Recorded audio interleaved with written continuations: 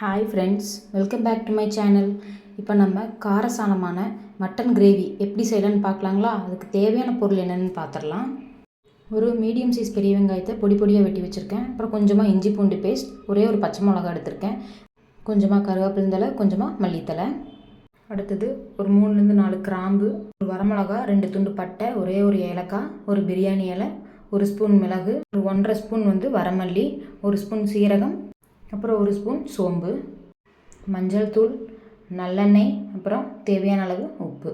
அப்புறம் மட்டன். இந்த மட்டனை நான் மஞ்சள் தூள் போட்டு நல்லா கழுவி எடுத்திருக்கேன். குக்கரில் போட்டு ஒரு 5-6 விசில் விட்டு எடுத்துக்கலாம். நான் 5-6 விசில் விடுறேன்னா ஒவ்வொரு கறிக்கும் ஒவ்வொரு மாதிரி வித்தியாசம் வரும். அதுக்கு தகுந்த மாதிரி நீங்கள் வேக வச்சு எடுத்துக்கலாம். கொஞ்சமாக உப்பு ஆட் பண்ணிக்கலாம். அதுலேயே இதுக்களவாக லைட்டாக மட்டும் உப்பு ஆட் பண்ணிக்கலாம். மூடி போட்டு நல்லா வேக வச்சு எடுத்துக்கலாம். இந்தளவுக்கு வெந்தாவே போதும். இந்த தண்ணியும் எடுத்து வச்சுக்கலாம். இப்போ கடாயில் எடுத்து வச்சுருக்கிற ஹோல் ஸ்பைசஸ் எல்லாத்தையுமே ஒன்றா போட்டு மீடியம் ஃப்ளேமில் வச்சு நல்லா வறுத்தெடுத்துக்கலாம். கரிஞ்சிடாமல் வறுத்துக்கலாம். எல்லாத்தையுமே போட்டு இப்போ வரமிளகா வேணும்னா நீங்கள் இன்னும் 2 கூட ஆட் பண்ணிக்கலாம்.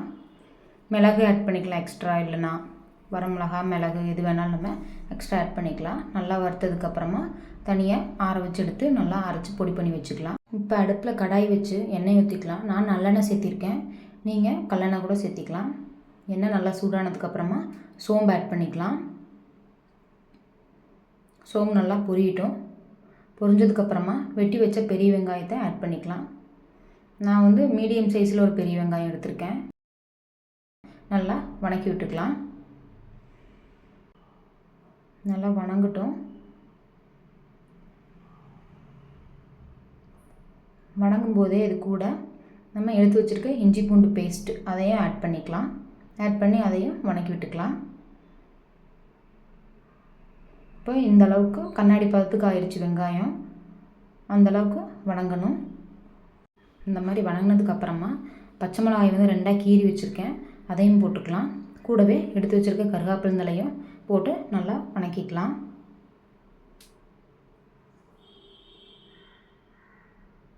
வணங்கட்டும். இப்போ நல்லா வணங்கிருச்சு.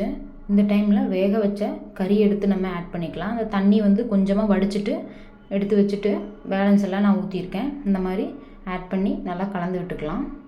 மட்டன் ஆட் பண்ணதுக்கப்புறமா வறுத்து அரைச்சி வச்சுருக்கிற ஹோல் ஸ்பைசஸை நம்ம ஆட் பண்ணிக்கலாம்.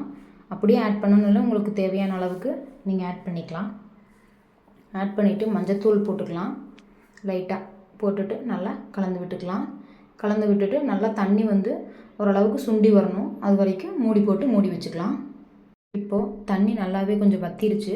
இப்போ மூடியை ஓப்பன் பண்ணி நல்லா ஒரு கலரிக்கலாம். அடுத்தது எடுத்து வச்சுருக்கிற மல்லித்தலையை தூவி விட்டு ஒரு கலரிக்கலாம். நீங்கள் இதுக்கு மேலே பெப்பர் கூட தூவி விட்டு ஒரு கலரி இறக்கிக்கலாம். அவ்வளோதான், காரசாரமான மட்டன் கிரேவி ரெடி.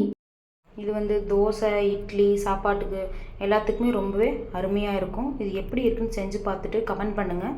லைக் பண்ணி சப்ஸ்கிரைப் பண்ணுங்கள். தேங்க்யூ.